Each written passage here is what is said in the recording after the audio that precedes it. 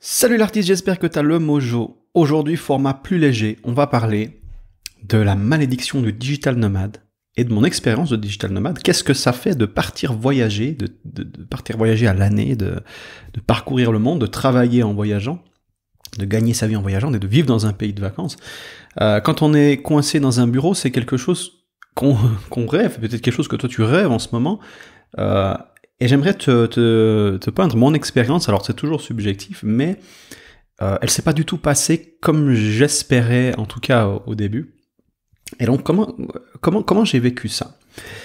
Alors, je me souviens extrêmement bien du jour où je suis parti. Donc, j'étais devant l'escalator, j'ai mon ami d'enfance qui me fait une tape sur l'épaule et qui me dit voilà, cette fois ça y est, cette fois tu pars. Moi, j'avais le teint d'un lavabo, tu vois, j'étais vraiment blanc comme un lavabo et les jambes en coton, j'étais complètement à l'ouest. Donc, je prends l'escalator, je m'éloigne, je lui fais un dernier coucou et là, je me retrouve seul face à l'inconnu, seul avec moi-même en fait. Et dans ce genre de moment, tu vois, moi, là, je me dis mais putain, mais je fous quoi bordel, tu vois, parce que dans ce genre de moment. On a l'impression que ça va être la fête, que ça va être l'extase, que ça va être ces genre, tu te tires, il y a plus de boulot, tu pars pour je sais pas, un pays de vacances, tu vois, je partais à Bangkok, en Thaïlande, donc bon, c'est un peu cliché, parce qu'il faut remettre ça dans le contexte à l'époque, mais putain, tu vois, t'es là, tu visualises ce moment, j'avais visualisé ce moment des centaines, peut-être des milliers de fois, je me dis, ça va être génial, tu sais, t'as tous les soucis qui s'en vont, t'es bien et tout, et là, au contraire, j'étais complètement crispé, tu vois.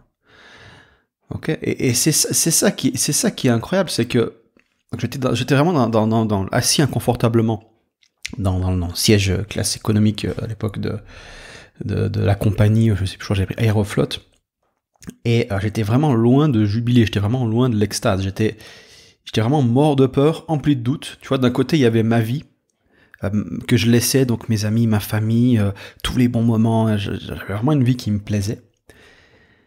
Et de l'autre côté, j'allais vers l'inconnu. Et l'inconnu, c'est quoi? C'est le néant, c'est noir, tu sais pas ce qui t'attend. Donc tu abandonnes plein de choses, donc tu ressens la perte, mais tu vois pas le gain. Tu le ressens pas encore. Donc j'étais là dans l'avion et je me disais, waouh, putain, je balance tout pour un site web qui me fait gagner quelques milliers d'euros. Entre 6 et 8 000 euros par mois, je gagnais à l'époque avec mon site sur la musique, quand je suis parti. Il m'a dit, mais je balance toute ma vie pour aller faire ce truc-là, dans un endroit où je connais rien, personne, vraiment le néant, quoi. J'atterris vers midi, je crois, à Bangkok. Donc du coup, tu suis le panneau baggage claim, tu vas récupérer ton bagage. Et dedans, il y avait tout mon matos informatique, j'ai à peu près 10-12 000 euros de matériel. J'arrive, donc je suis là, j'attends, t'as le pont roulant, là. Et j'attendais vraiment le regard vide devant les bagages qui passent, tu vois. Donc tu vois le tour, tu vois le même bagage violet qui passe une fois, 2 fois, 3 fois, 4 fois, 5 fois, 6 fois, c'est putain, il est où mon bagage? Donc j'étais à peine arrivé, j'étais en stress. Et là, à ce moment, je me rends compte que mon bagage était pas sur le pont. Tu sais, à un moment donné, tu te dis non, mais il va arriver, il y a des changements. Et au bout d'un moment, tu vois que gentiment tous les bagages sont pris et tu te dis putain de merde. Et là, je suis dans un moment où je me dis ok. Ça va pas le faire. Je crois que je suis déjà en train de penser à mon billet de retour. Je dis, ok, là, si j'ai perdu mon bagage, je peux pas rester. J'ai tout mon boulot pour bosser, enfin, mes habits, mes fringues, enfin, tu vois, j'ai tout, quoi. J'avais un sac à dos avec 2-3 trucs au cas où aussi, mon téléphone. J'avais même pas de chargeur de secours à l'époque. Vraiment, c'était la première fois que je partais. Donc, du coup, il me manquait l'essentiel. Et là, je lève la tête et je vois un taille avec un panneau, c'était marqué Dabien P. Il y avait 2-3 autres noms dessus. Je dis, ok, bon, je cours vers lui. Et là, le mec m'explique, en fait, comme le vol, il y a eu un changement à Moscou et que le transit était trop court, ils n'ont pas eu le temps de recharger les bagages dans le nouvel, donc de Moscou à Bangkok, ils n'ont pas eu le temps de charger dans l'avion les bagages. Donc bon, je me dirige vers la douane, je crois, enfin c'était leur service là. Ils me font le papier, ils me demandent l'adresse de mon hôtel. Puis je prends un taxi. Donc le mec du taxi, bon tu montes dans le taxi, t'arrives, tu prends un ticket là, t'as à suivre.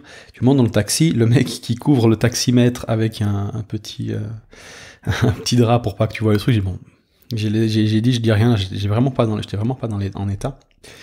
Je lui donne l'adresse, il tourne à travers Bangkok jusqu'à trouver l'hôtel un peu paumé. Bon, il m'arnaque de 200 bahts. Je lui file encore un pourboire de 50 bahts, bon, débilos que je suis. Bref, vraiment, je n'étais pas à 250 bahts près à ce moment-là. Je voulais juste retrouver l'hôtel, le lit, le confort et la sécurité, tu vois, parce que finalement, quand t'as peur de quelque chose, t'as qu'une envie, c'est d'être en sécurité. Et quoi de mieux qu'une chambre pour t'enfermer à double tour et voilà, et surtout dormir, quoi. Donc j'arrive à l'hôtel. J'arrive à la réception et là, bon, la nana me fait Sawadee Kap. Déjà, je comprends rien à ce qu'elle me raconte. Donc Sawadee Kap, ça veut dire bonjour en thaïlandais. Je suis là, bon, bonjour. J'ai réservé une chambre au nom de Damien P. Fait, ah oui, on a votre réservation. Par contre, la chambre est pas disponible avant 18h30. C'était à peu près 13h15, soit 13h15. J'étais là, putain. Pas de bagages. Donc j'ai pas de fringues, j'ai pas de caleçon, je peux pas profiter de la piscine, j'ai pas de quoi bosser. Je suis complètement claqué, je suis stressé, et là je suis assis dans le hall à attendre 18h30, j'osais même pas sortir un petit peu, j'étais tellement dans un état de stress, j'ai dit non là je peux pas sortir de cet endroit, j'attends, tu vois. Et là, à peine 14h30, elle me dit ah c'est bon, la chambre elle est prête. Oh, soulagement, première chose qui va bien depuis que je suis parti. Donc j'arrive dans la chambre, je pose un peu mes affaires, j'enregistre un petit bout de vidéo là pour récapituler mon périple. Et je m'affale sur le lit et je m'endors. Donc là, toc toc, le matin, réveil, je me fais réveiller par le service d'hôtel. Donc là, c'est ma valise qui est revenue. Donc là, tu récupères tes affaires. T'as l'impression que on te rend ta maison, tu vois. Donc, récupérer les affaires, je commence à retrouver vraiment mes esprits à ce moment-là. Je dis, ok, j'ai l'hôtel qui est réservé jusqu'à demain. J'ai mes affaires, j'ai tout ce qu'il faut. Et là, à ce moment-là, pour la première fois, je ressens cette sensation de liberté du digital nomade. C'est un truc de malade. Il n'y a pas d'attache. Vraiment, le truc, tu sais, c'est un peu cliché, mais j'ai pas d'attache, je suis un citoyen du monde. Là, vraiment, il y a eu ce truc qui m'est tombé dessus. Je me suis dit, waouh, putain, c'est génial. J'ai toujours encore un petit peu entre deux, mais il y avait quand même c'était une ambivalence. Tu vois, d'un côté, j'étais un peu en mode dépression, stress, et de l'autre côté, j'étais en mode, putain, ça va être énorme. Et donc du coup je me retrouve sur Airbnb à chercher où c'est que je veux aller. Je me dis bon ben voilà, on va se trouver un petit endroit, il me faut de la plage, parce qu'en fait j'étais oppressé par Bangkok. J'étais dans un quartier un peu chelou, j'avais été faire un petit tour entre temps encore si je me souviens bien, et j'ai pas été très loin parce que c'était vraiment un truc un peu paumé, ça m'avait foutu un peu les boules. Donc je suis rentré, j'avais encore rien mangé depuis que j'étais arrivé. Alors là du coup je décide, ok bon, je vais aller à Jomtien, c'est un petit quartier juste à Pattaya, en dessous de Pattaya, pas en dessous mais c'est vraiment le bas de Pattaya, le sud. Et il y avait un petit quartier, c'est familial, c'est plutôt russe, et c'était assez sympa. Donc du coup je me dirige là-bas, je prends le taxi et je vais là-bas et je loue un Airbnb c'était pendant 2 semaines et demie après il était réservé. Voilà, donc là je passe 2-3 semaines tranquille, vraiment là je retrouve, je me réancre, parce que là je suis encore dans une phase où je me dis putain je sais pas si je retourne en Suisse, tu vois. Donc je me réancre, bon je trouve un petit train-train, je vais à peu près tous les jours au même restaurant au bord de la plage pour travailler et me détendre. Et et là bon bah il y a des trucs qui se passent. Moi, je devais partir pour Phuket après. Donc, rejoindre une personne que je connaissais sur Internet, dont je te parlerai tout à l'heure. Et qu'est-ce qui se passe ? Je suis dans ce petit restaurant. Donc là, les anecdotes, elles vont commencer. Hein, d'accord. Donc, je suis dans un petit restaurant et il y a un serveur qui me reconnaît chaque fois, qui me dit ah, salut, machin. Et donc, il me sert mes trucs. Je suis en mode très routine. Là. Bah, j'ai besoin de cadre, tu vois, dans tout ce bordel. Donc, je prenais quasiment toujours la même chose à manger. Donc, le mec savait. Et à un moment donné, il me dit moi ce soir, je vais faire la fête avec des amis et tout, machin. Et puis je dis ah bah tiens. Et ça te dérange si je viens? Il me dit ah non super machin, donc il me prend avec. Et en cours de route, donc on va, donc il était, je pense qu'il était gay, on arrivait dans un quartier gay, c'était assez rigolo, donc déjà t'as tous les mecs qui me sont tombés dessus, donc c'était assez marrant, c'était assez sympa. Et du coup il me fait Patty like you, je me rappelle. Donc il me parle d'une autre serveuse qui était aussi au restaurant. Il fait Patty like you, donc Patty elle t'aime bien. Ok bon. Et il me dit elle va venir après. J'étais là ok.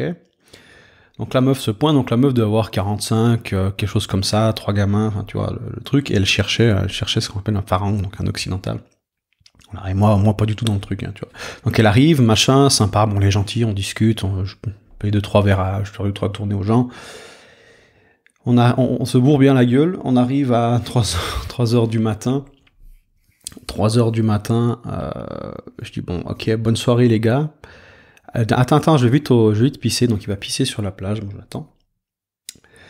Et finalement il se barre. Non, c'est barré, moi je suis allé pisser aussi, je crois, voilà. Et après, quand je reviens, il y avait plus que Patty. Et je lui demande où est passé, je sais plus son nom, où est passé, il est parti. Ok, donc je me retrouve seul avec cette gonzesse, voilà. Et du coup, donc on marche le long de la route jambsienne, et moi j'ai sur la rue, peut-être 5-6 rues avant elle, mon condominium, mon appartement. Et donc du coup, arrivé à la hauteur de mon appartement, je dis ok, ben bonne soirée. Elle me fait ok. Et elle me suit. Et je dis non, bonne soirée. Ok, et elle me suit. Donc quand je vois que j'arrive pas à m'en défaire, je lui dis ok, où est-ce que t'habites? Je te ramène chez toi. Donc du coup, je la suis jusque chez elle. On arrive, donc elle ouvre un garage, c'est une sorte de laverie. Enfin, c'était une laverie. Et il rentrait par la porte du garage devant. Et là, on devait être, je pense, 5-6 heures du matin, parce qu'il y a sa grande sœur qui descend et qui arrive, tu veux boire quelque chose et tout. Donc elle me fait un café, et là elle me dit demain on va à Bangkok pour bénir mon cousin, ou je sais plus quoi, ou quelqu'un de la famille, parce que sa fille, sa femme, elle est enceinte et on veut que ce soit un garçon. Donc bref, tu peux venir avec machin voir la famille. Ah non, attends, moi je suis juste venu raccompagner madame. Et j'ai dit non, c'est bon. Ok, non, c'est trop tôt, ok, d'accord, pas de problème. Donc je bois mon café, je lui dis bon, merci beaucoup, moi je vais rentrer maintenant. Et du coup, là, voilà, pour m'en débarrasser, je voulais partir. Et à ce moment-là, sa sœur, elle fait attends, c'est bon, Patty te montre le chemin. Ok, donc elle revient avec moi jusque chez moi. Je vois que j'arrive pas à m'en débarrasser, je dis bon, ok, tu peux dormir sur le canapé. Donc elle a dormi sur le canapé. Histoire véridique, hein. Et dans le canapé, le lendemain, elle se réveille, doit aller travailler, pas de problème, je suis débarrassé, plus de ça, ok. Et entre-temps, on avait discuté, comme quoi je partais à Phuket et tout, et donc du coup, si tu veux, j'avais réservé 2 semaines et demie dans ce condominium, et puis après, je partais une semaine à Pattaya Center, parce que le condominium était réservé avant d'aller à Phuket. Et donc du coup, le jour où je sors, je prends mes valises pour sortir du condominium, elle était devant, elle attendait, devant le condominium avec un t-shirt I love Phuket. Voilà, donc elle voulait que ça m'a fait tellement marrer. Elle voulait que je la ramène avec. Donc bref, des histoires comme ça, bon, elles s'enchaînent un petit peu. J'arrive à Pattaya Center, je rencontre des Belges qui sont dans l'immobilier, qui sont assez pétés de la tête. Alors eux, ils viennent tous les ans de 3 mois pour aller aux filles. Là-bas, donc ils me montrent un peu les quartiers chauds, c'est rigolo. Enfin, il y a des choses un peu cheloues qui se passent. Ils rentrent avec des meufs, moi je rentre seul, de mon côté, se passe une semaine, et puis ensuite je décolle pour Phuket. Voilà. Donc Phuket, j'arrive à Patong, et là je rencontre Yann qui est un digital nomade aussi, qui est formateur, DJ, et qui va devenir un de mes meilleurs amis. Et donc j'avais fait la connaissance par l'intermédiaire de Jean Rivière, qui est un autre très bon ami en commun, et on s'était rencontrés pour la première fois à Patong, et là du coup ça a tout de suite matché. Alors, il y a un truc qui est assez marrant, qui est assez spécial en fait, quand tu rencontres quelqu'un qui bosse sur le web, donc qui est marketeur, dans le développement personnel, qui mange sainement, qui travaille sérieusement, qui boit pas d'alcool, tu vois, qui dort correctement. Et vraiment, t'as le truc qui est un peu cadré comme ça. Tu mets 2 mecs comme ça ensemble, tu te dis ça va amplifier le truc, ils vont se soutenir, machin, ça va bosser dur. En fait, il y a un phénomène assez étrange, c'est qu'en fait, ça amplifie l'opposé, tu vois. Ces gens, on s'est retrouvés déjà le premier soir, complètement bourrés, accoudés à un bar où il y avait des meufs et des ladyboys qui dansaient sur le bar. Donc ça, c'est assez standard en Thaïlande, faut pas paniquer. Et du coup, on discute, et on discute, et complètement bourré jusqu'à 2-3 heures du matin. Et on a remis le truc pendant un mois. Enfin bref. Il y a plein de choses comme ça qui se sont passées en Thaïlande. Je te raconte un petit peu le début de mon histoire. C'est un petit peu pour te poser... Alors, chacun va vivre son histoire, mais il y a plein de choses qui se passent. Dans un premier temps, t'es complètement submergé. ça passe par une phase de déprime, beaucoup, pas tout le monde, mais beaucoup de monde sont un peu en mode perdu, déprime.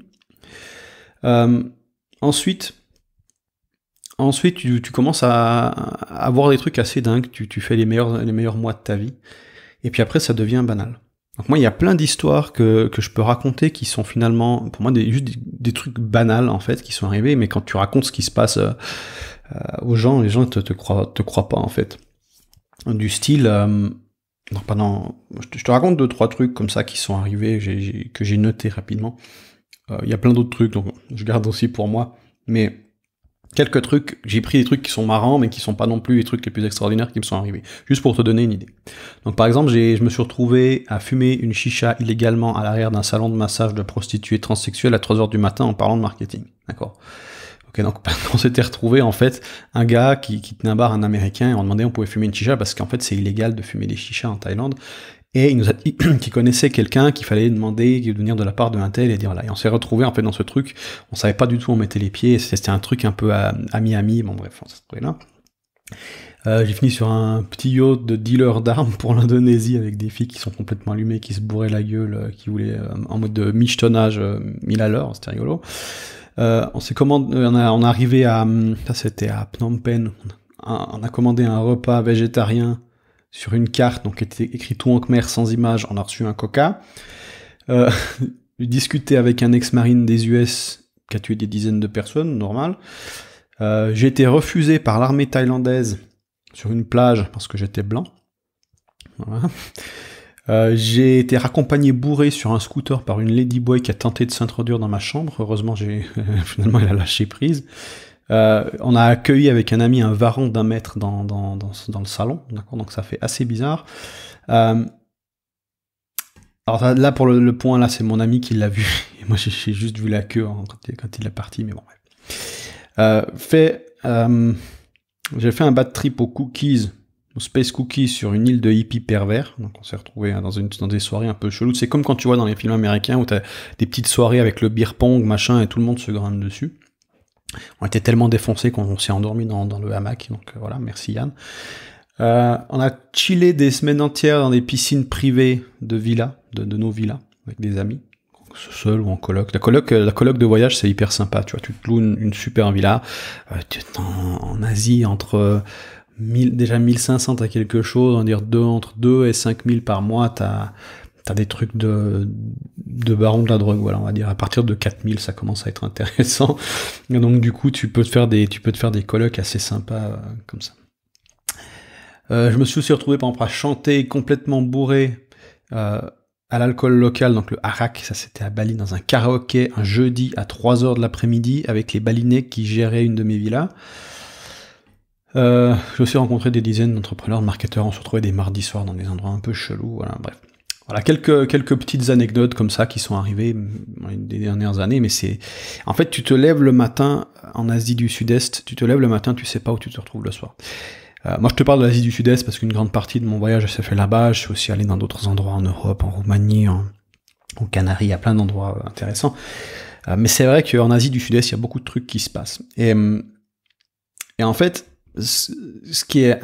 Là où je veux aussi te mettre en garde, c'est que, tu vois, cette vie, en fait, elle est tellement chargé en rebondissements qu'il y a un moment donné, il t'arrive à un moment où tu peux plus revenir en arrière. Quand tu reviens dans le train-train quotidien de la vie occidentale, tu te fais chier, en fait. Tu veux plus ça.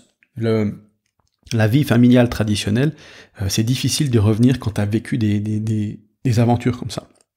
Une fois que tu as vécu ça, tu veux rester sur la route. Et en même temps, quand tu es tout le temps sur la route, c'est fatigant, parce que t'es pas chez toi, tu vois pas forcément tes proches, t'es tout le temps en train de bouger, donc pour travailler, c'est aussi difficile, tu vois, on se rend pas compte, mais toutes les petites tâches routinières, elles te déchargent le cerveau.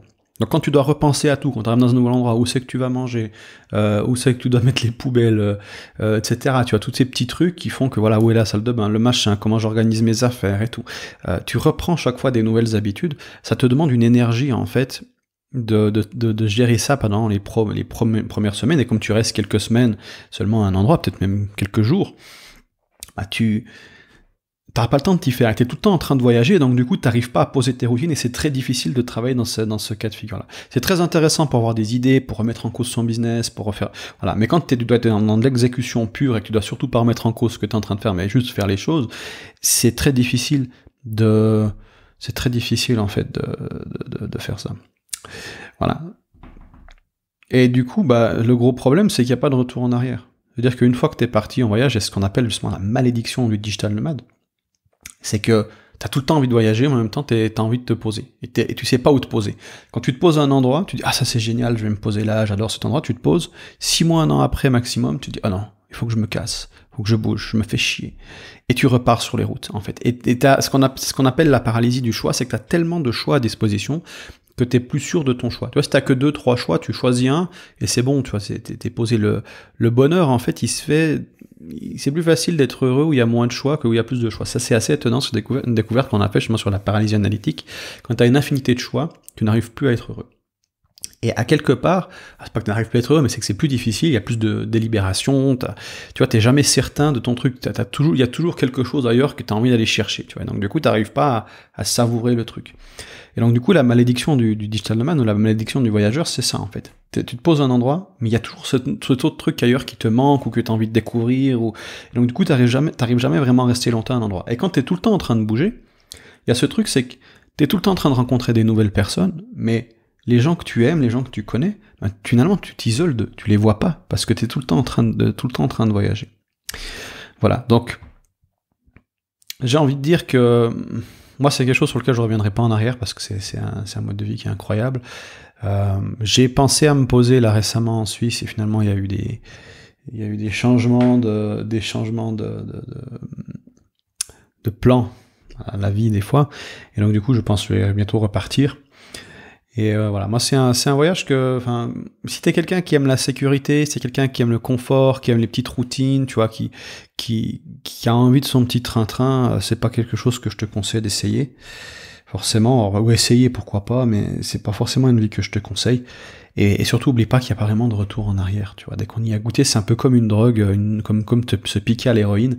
Une fois que t'as vu l'effet que ça faisait, c'est très difficile d'arrêter.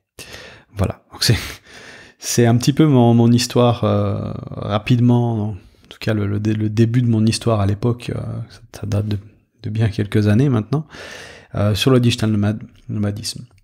Donc, si tu as des questions, n'hésite pas en dessous à mettre un commentaire, à liker cette vidéo. Moi je te souhaite une magnifique journée et on se retrouve dans un prochain podcast. Salut!